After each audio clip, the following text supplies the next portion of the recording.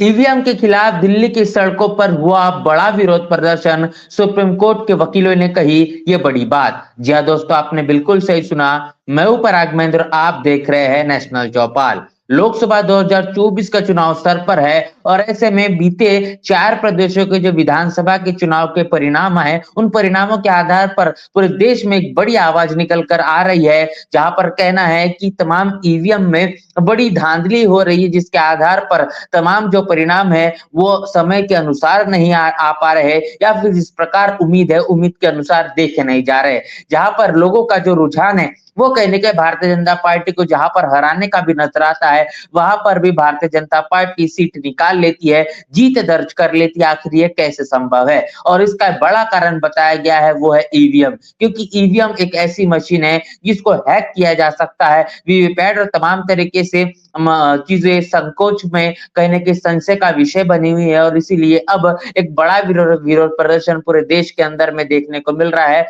और एक लंबे समय से जिस प्रकार बता दें कि सुप्रीम कोर्ट के तमाम जो एडवोकेट्स है, जिसमें भानु प्रताप सिंह, इसके साथ-साथ महमूद प्राचा, ऐसे तमाम सुप्रीम कोर्ट के जो एडवोकेट है, लगातार ईवीएम के खिलाफ में विरोध प्रदर्शन करते हुए नजर आ रहे हैं। और ऐसे में बता दें कि दिल्ली की सड़कों पर फिर एक बार एक बड़ा विरोध प्रदर्शन आज देखा गया, जो कि पटियाला हाउस कोर्ट से लेकर तो सुप्रीम कोर्ट तक के जाकर पहुंचा। और तमाम सुप्रीम कोर्ट के एडवोकेट्स का ये कहना था कि लगातार हम अपनी न्याय की गुहार कर रहे हैं। हमारा ये मानना है कि ईवीएम में बड़े पैमाने पर धांधली हो रही है, और उसके आधार पर, पारदर्शिता के आधार पर कहने की चुनाव नहीं हो पा रहा है, और उसके कारण जो परिणाम देखे जा रहे हैं वो परिणाम जिस तरीके से होने चाहिए वैसे परिणाम बिल्कुल भी देखे नहीं जा रहे। और इसीलिए अब कहीं न कहीं सुप्रीम कोर्ट के माध्यम से तमाम इस प्रकार की फटकार लगाई जाए, जो इसके आधार पर जो चुनाव आयोग है, चुनाव आयोग सकारात्मक भूमिका तौर तौर पर अपना निर्णय ले, जिसके कारण अब जो ईवीएम को लेकर पूरे देश से जो आवाज उठकर निकल कर आ रही है कि ईवीएम में अब बदलाव कर बैलेट पेपर के आधार पर ही चुनाव होने चाहिए, जिसके कारण देश की जनता को पारदर्शिता के आधार पर चुनाव प्रक्रिया पर विश्वास हो सके। और इतना ही नहीं तो जो परिणाम है वो जिस प्रकार होने चाहिए उस प्रकार के परिणाम देखे जा सकते हैं। इतना ही नहीं तो बता दें कि महमूद प्राचा, जो इस पूरे के पूरे आंदोलन का नेतृत्व कर रहे हैं, जिनके माध्यम से बीते 15 जनवरी पर बहन मायावती के जन्मदिन के उपलक्ष्य पर जिस प्रकार डॉक्टर रितु एक बड़े समय से, लंबे समय से दिल्ली विश्वविद्यालय के गेट नंबर 4 पर आंदोलन कर रहे, जहां पर उनका मानना है, उनका एक बड़ी मांग है कि उनको नौकरी नहीं न्याय चाहिए, और इसके आधार पर एक लंबे समय से वो अपना आंदोलन कर रही है। और उनके माध्यम से और महमूद प्राचा तमाम लोगों के मद्देनजर रखते हुए बहुजन समाज पार्टी के राष्ट्रीय अध्यक्ष बहन मायावती के जन्मदिन को मनाया गया। और इसके आधार पर महमूद प्राचा ने इस उपलक्ष्य पर जो बातें कही, उन्होंने साफ तौर पर कहा है कि मेरी जो बातचीत है बहन मायावती से हुई है, और इतना ही नहीं तो बहन मायावती ने हमारे इस आंदोलन को एक बड़ा समर्थन भी दिया है। इतना ही नहीं तो उन्होंने इस ईवीएम को लेकर जो बातें अपने प्रेस कॉन्फ्रेंस में कही है, इसके कारण हमारे आंदोलन को अब 10 गुना ताकत बढ़ चुकी है, और आने वाले भविष्य में इस आंदोलन को इस प्रकार हम जारी रखेंगे। तो आप समझ पा रहे हैं कि बहुजन समाज पार्टी के राष्ट्रीय अध्यक्ष बहन मायावती ने इस तमाम आंदोलन को अपना बड़ा समर्थन देने का काम किया है, और पूरे देश के अंदर में राष्ट्रीय नेता के तौर पर और कोई बहन मायावती के अलावा नजर नहीं आता जो ईवीएम के खिलाफ इस प्रकार अपनी बयानबाजी करता हुआ नजर आएगा। जहां पर शुरुआती दौर पर बहुजन समाज पार्टी ईवीएम के मुद्दे को लेकर लगातार सुर्खियों में है, बढ़ाने का, उठाने का काम कर रही है, लेकिन कांग्रेस समय समय पर कहीं न कहीं ईवीएम के मुद्दे को उठाती है, लेकिन समय के आधार पर उस प्रकार के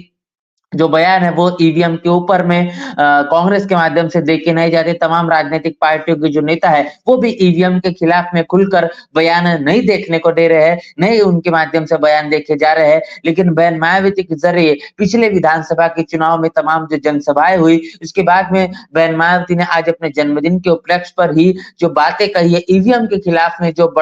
बड़ी बातें उन्होंने कही है, इसका मतलब ये साफ है कि किस तरीके से बहन मायावती के जरिए ईवीएम को लेकर लगातार बातें कही जा रही है। लेकिन इसके तौर पर सकारात्मक जो संज्ञान है वो कहने के चुनाव आयोग के माध्यम से नहीं किया जा रहा है। चुनाव आयोग यही बयान दे रहा है कि ईवीएम में किसी भी प्रकार की धांधली नहीं हो सकती, ईवीएम में गड़बड़ी नहीं की जा सकती, वीवीपैट से तमाम तरीके से पारदर्शिता के आधार पर चुनाव हो रहे हैं। ये लगातार इस प्रकार बयान चुनाव आयोग के माध्यम से देखे जा रहे हैं। लेकिन कहीं न कहीं जिस प्रकार आवाज़ प्रदेश से उठ रही है कि भले ही कांग्रेस के शासनकाल में ईवीएम को लाया गया था और कहीं न कहीं अब भारतीय जनता पार्टी इस पूरे मसले को ईवीएम को लेकर बढ़ावा दे रही है। लेकिन अब परिवर्तन के आधार पर जिस प्रकार तमाम देश और दुनिया में ईवीएम को लेकर एक संशय का विषय बन चुका है, तमाम जो प्रगत राष्ट्र है, वो प्रगत राष्ट्र भी ईवीएम को अब कहीं न कहीं दूरी बनाते हुए नज़र आ रहे हैं। जर्मनी ने ईवीएम को असंवैधानिक तक घोषित कर दिया है, लेकिन भारत में ऐसी सकारात्मक तस्वीर कब देखने को मिलेगी? ईवीएम को हटाकर कहीं न कहीं बैलेट पेपर के आधार पर कब चुनाव होंगे, ये भी एक बड़ा विषय बन चुका है, जो कि लगातार सुर्खियों में है। सबसे बड़ी बात है बहन मायावती लगातार अपने बयानबाज़ी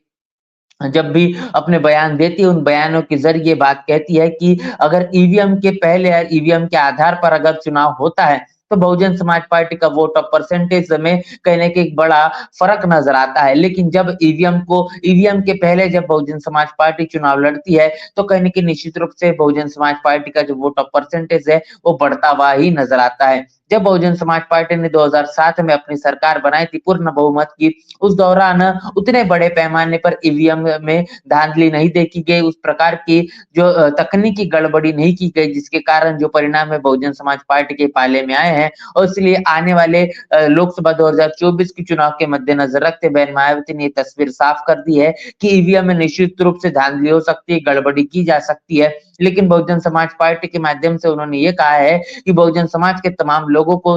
वोटर्स को अब कहीं न कहीं इस बात को समझना होगा कि भले ही किसी भी तरीके से ईवीएम को लेकर गड़बड़ी की जाए, लेकिन हमें अपनी तैयारी पूरी तरीके से निश्चित रूप से ताकती से लड़ना होगा। आने वाले लोकसभा 2024 के चुनाव के मद्देनज़र रखते हुए मजबूती से अपनी दावेदारी पेश करना पड़ेगा। अगर हो संभव हो या ये भी हो सकता है कि ये जो तकनीकी तौर पर गड़बड़ी करने का काम किया जाता है, जो धांधली करने का काम ईवीएम में किया जाता है, इनका सिस्टम फेल हो सकता है और जिसका फ़ायदा या अच्छे परिणाम बहुजन समाज पार्टी को इससे मिल सकते हैं। तो इस प्रकार के बयान बहन मायावती ने ईवीएम को लेकर दिए हैं और जिस प्रकार सुप्रीम कोर्ट के एडवोकेट्स के माध्यम से एक बड़ा आंदोलन आज पटियाला हाउस कोर्ट से लेकर तो सुप्रीम कोर्ट तक ले जाया गया है और जहां पर अपनी तमाम मांगों को लेकर लगातार सुप्रीम कोर्ट के वकील आंदोलन करते हुए नजर आ रहे हैं। क्या इनकी तमाम मांगों को सुना जाएगा? बहन मायावती ने जिस प्रकार इनके आंदोलन को अपना समर्थन देने का भी काम किया है, इन तमाम चीजों में क्या परिवर्तन देखा जाएगा, ये तो समय ही बताएगा। इस पूरे मसले को लेकर क्या आपकी राय है, प्रतिक्रिया क्या है, लिखकर हमें जरूर बताएं। बने रहे नेशनल चौपाल के साथ, मिलते नए वीडियो में, तब तक के लिए जय भीम, जय भारत।